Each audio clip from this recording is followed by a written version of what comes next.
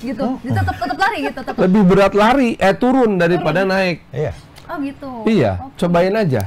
Yang agak-agak unik itu Mestatilas. Nah, itu beliau pernah, saya belum pernah. Magelang. Yang unik itu pegel banget. Jadi lari itu menyusuri rel kereta api. Wah, itu lumayan pegel. Jadi memang salah satu hal yang paling menantang untuk penyelenggara lari trail adalah kita mesti menyediakan mulai dari petunjuk jalan yang benar, jangan sampai nyasar. Kita tidak mau peserta kita nyasar dan menghilang. Kemudian harus ada juga pos, baik itu untuk air minum, makanan harus ada, juga tempat tidur, dan juga tim medis yang sudah sangat siap sedia. Ini karena prospeknya bagus, di internasional juga banyak kejuaraannya, dan kita punya alam yang oke, potensi atlet, jadi potensi kita untuk bisa menembus kejuaraan-kejuaraan internasional tuh bisa banget gitu. Dan yang paling menarik adalah irisan kita dengan tourism atau pariwisata itu kuat banget.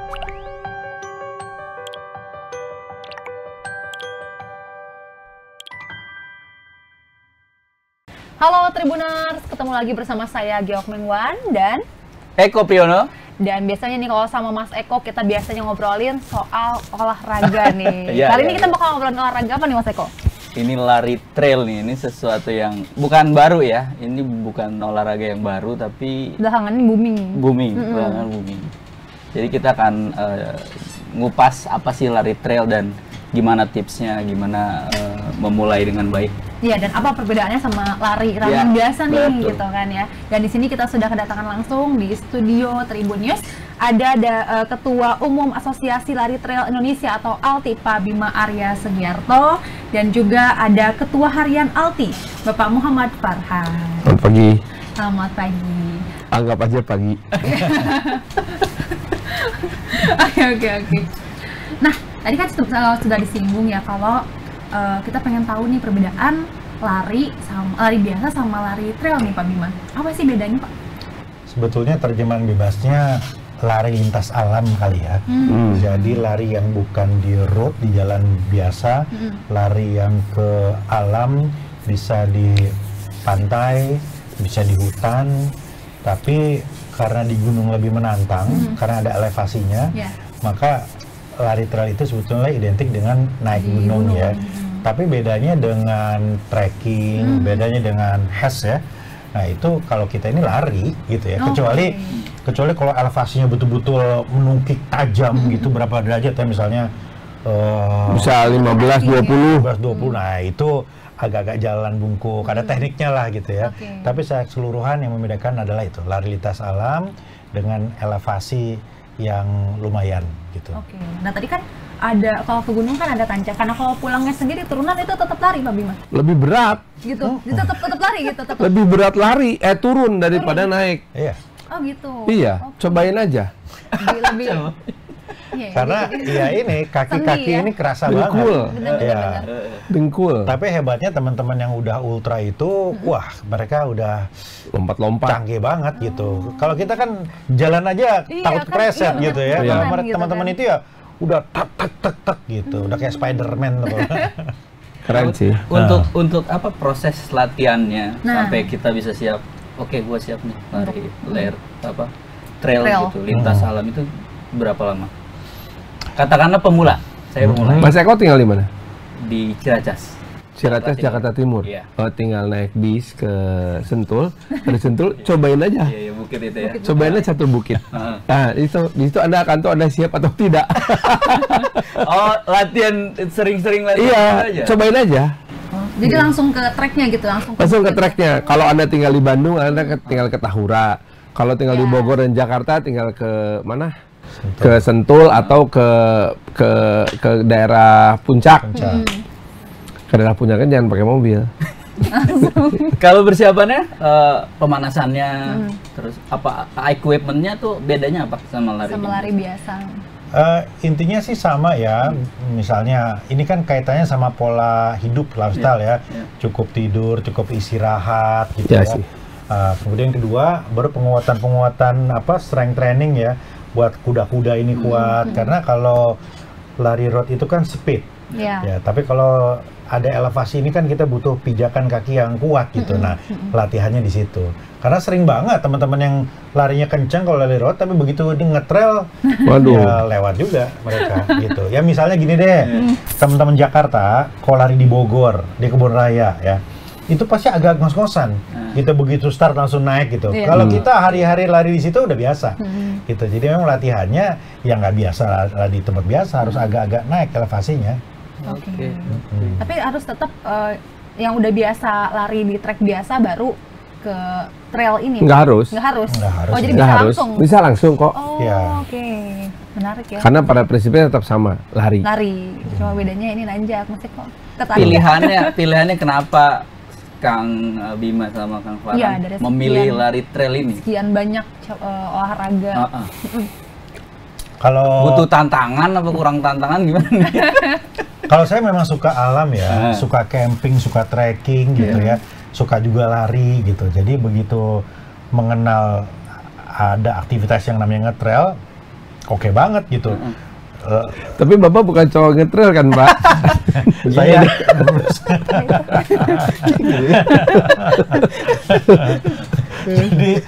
jadi kayaknya irisan-irisannya itu cocok. Bagi yang suka alam, bagi yang suka adventures, bagi yang suka berpetualang gitu, bagi yang suka keindahan gunung, itu pasti cocok gitu. Kalau lari road itu ya speed aja gitu loh, perkotaan kan gitu kurang, nggak tahu. Tapi kalau Kang Farhan ini kan dia triathlon juga.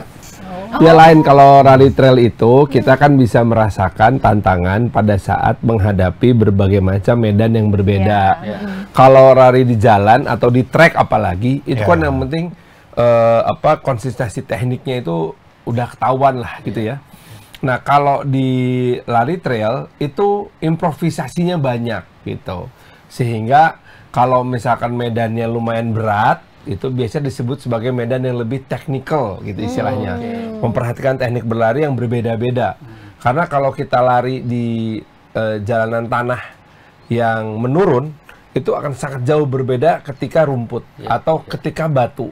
Batunya pun macam seperti apa? Ada batu besar, ada batu kecil-kecil yang lepas gitu. Nah itu tuh di dalam medan trail semuanya harus bisa dihadapi. Bahkan bukan tidak mungkin kadang-kadang kita masuk juga ke jalan aspal, terus keluar lagi. Jadi nggak apa-apa, mix tuh nggak apa-apa, asal jangan dominan. Berapa persen tuh rasanya biasanya? 20% maksimum. Maksimal tuh 20% yang trek mulusnya lah. Selebihnya harus berupa trek minimal rumput dan harus ada elevation gain-nya. Yang paling penting itu faktornya. Penting iya. Ya, tapi kan gini, nggak semua di Indonesia kan ada gunung. Ya, kayak teman-teman di Kalimantan, ya mereka fokusnya ke hutan juga bisa gitu ya. Itu bukit-bukit yang elevasinya pasti berbeda dengan tantangannya di panas dan lembab. Iya benar-benar. Karena kan kebanyakan kita hutan hujan tropis, jadi vegetasinya tuh rapat. Enak tapi makanya sepatunya pun beda. Iya. Gitu, sepatu trail, sepatu road gitu ya, spesifikasinya. Karena itu tadi Kang Farhan bilang tekniknya agak-agak beda tuh, banyak challenge-nya lah. Tuh. Kalau lari trail, terutama kalau masuk hutan, itu kita bisa merasakan dua hal. Hal pertama adalah istilahnya kita masuk ke pabrik oksigen ya, udaranya seger banget. Iya benar-benar. Nah, cuman nggak enaknya buat kita orang kota adalah begitu masuk ke hutan, ya nggak steril ya. Ada pacet, ada nyamuk, ada suara binatang yang kita nggak kenal apa gitu. Nah itu sekalian kita juga mengenal tanda-tanda mana belok kiri, mana belok kanan, itu kita harus bisa memperhatikan dengan sangat baik. Dan sama seperti road ya, ada juga yang ultra, yang jarak jauh gitu. Oh iya, seru tuh. Ada tingkatan-tingkatannya. Jadi rally trail ultra itu bisa ratusan kilometer juga. Bisa tidur di jalan gitu kan. Nah, ini latihannya, penguatan staminanya kan beda juga. Waktu ke Rinjani saya dengar tuh. Jadi mereka lari ultra, apa sih nyebutnya, ultra maraton atau apa gitu? Nggak, ultra trail. Ultra trail ya. Nah, itu bisa sampai malam tuh katanya, dari pagi. Bukan malam lagi. Biasanya kalau yang paling pendek itu kan, bukan paling pendek lah, yang paling umum banyak dipakai itu adalah yang ikutan Rinjani 36. Nah, itu betul. Kalau Rinjani 36 itu kan cuma 36 kilo, Pak. Startnya dari Sembalun itu tengah malam, terus naik sampai di puncak itu pagi. itu cuman tos doang, turun lagi. Turunnya Sembalun lagi atau Torean? Sembalun lagi, Okay. gitu. Tapi tergantung lah, kalau Sembalun lagi masalah berarti pindah ke Torean dan lain-lain. Tapi yang 167 km itu startnya dari hari Jumat, finishnya hari Minggu.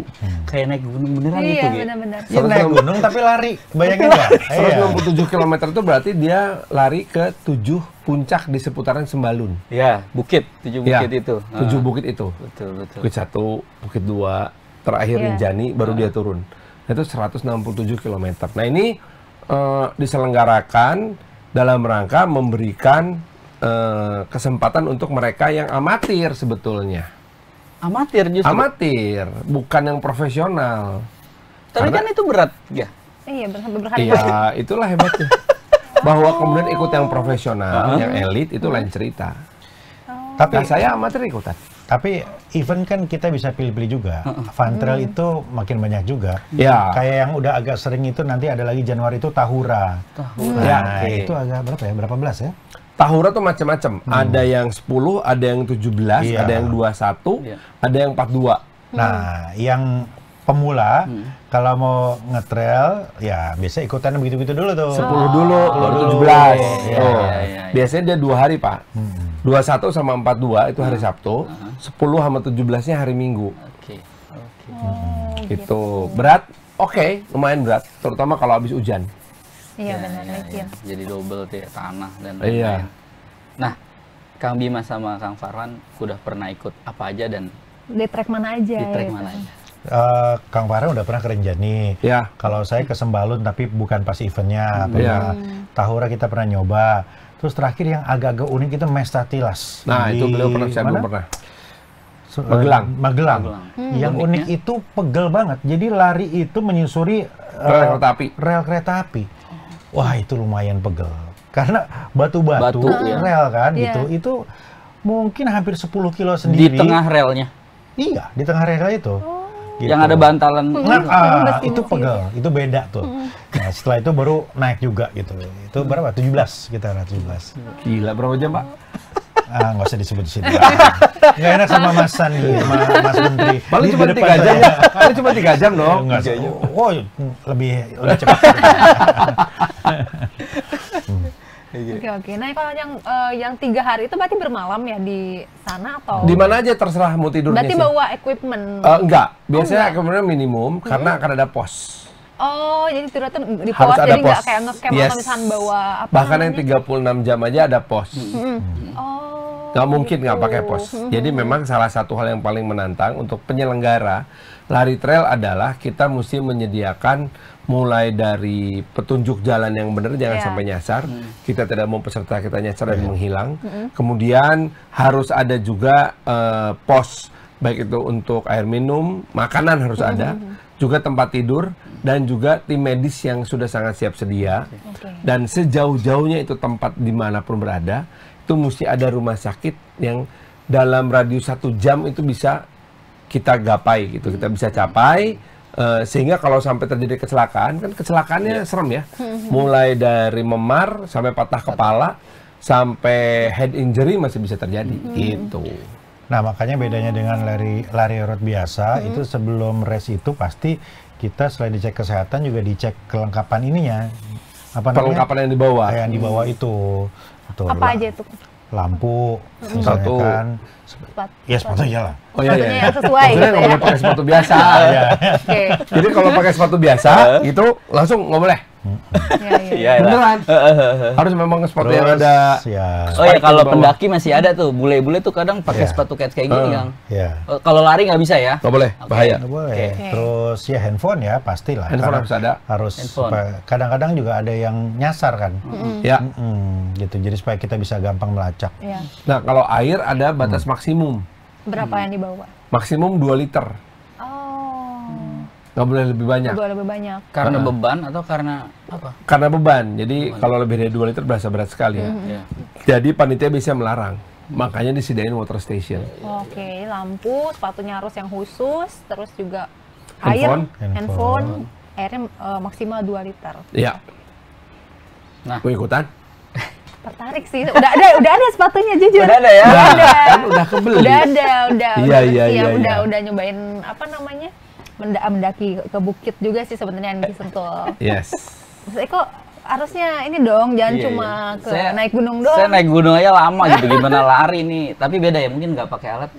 Iya. Rasanya badannya lebih ringan sih. Mungkin, tapi kalau kita latihan sendiri, memang harus punya temen. Oke. Harus punya temen yang bawain sesuatu buat kita. Karena jadi walaupun kita lari kita duluan, dia nyusul jalan kaki. Paling nggak ada masanya kita telepon dia, gue udah capek, gue tunggu sini ya. Duduk, tunggu, datang dia bawa supply, kita makan atau minum, terus kita tinggalin lagi nggak apa-apa.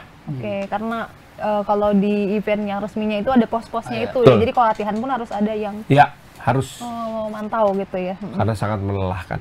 Ada waktu minimalnya nggak sih? Kayak ikut tadi 16 kilo. Kalau dilari kan ada cut off time. Ya. Cut off time. Ada juga. Ada, iya. Kalau kejuaraan sih ada. Ada cut off time. Kalau amatir tuh ya sudah sekuatnya aja gitu. Kayak saya squatnya. Terus kalau udah nggak kuat? Ya udah berhenti. Nggak lanjut gitu Ya namanya juga amatir. Iya Pak. Berhenti aja udah nggak kuat, udah capek yuk berhenti gitu. Dan saya tidak sendiri, masih banyak yang lain juga. Dan masalah kondisi alam juga mesti diperhatikan. Jangan sampai dipaksa nanti kena badai apa segala macam gitu. Tapi untuk peminatnya sendiri nih yang paling muda tuh umur berapa untuk trail running ini? Ya memang kalau trail itu relatif lebih senior ya rata-rata tuh ya. Rata-rata, tapi ya makin kesini kita juga buat event-event yang bisa mencetak atlet-atlet trail yang muda-muda. Seperti di Bogor tahun lalu ya kita buat khusus untuk anak-anak SMP SMA. Gitu supaya bisa masuk Japres. Jadi cara mengenalkan atlet trail lewat sekolah dan kejuaraan seperti itu pakai jalur prestasi. Untuk kejuaraan-kejuaraannya sendiri berarti ada di level mana aja sekolah terus?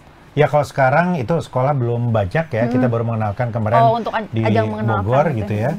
Tetapi kalau dicek aja di wilayah-wilayah itu hampir tiap bulan ada aja. Ada aja gitu ya. Ya kayak minggu depan ada di Maros ya, Maros Trail Run, saya baru dapat infonya Sulawesi Selatan gitu.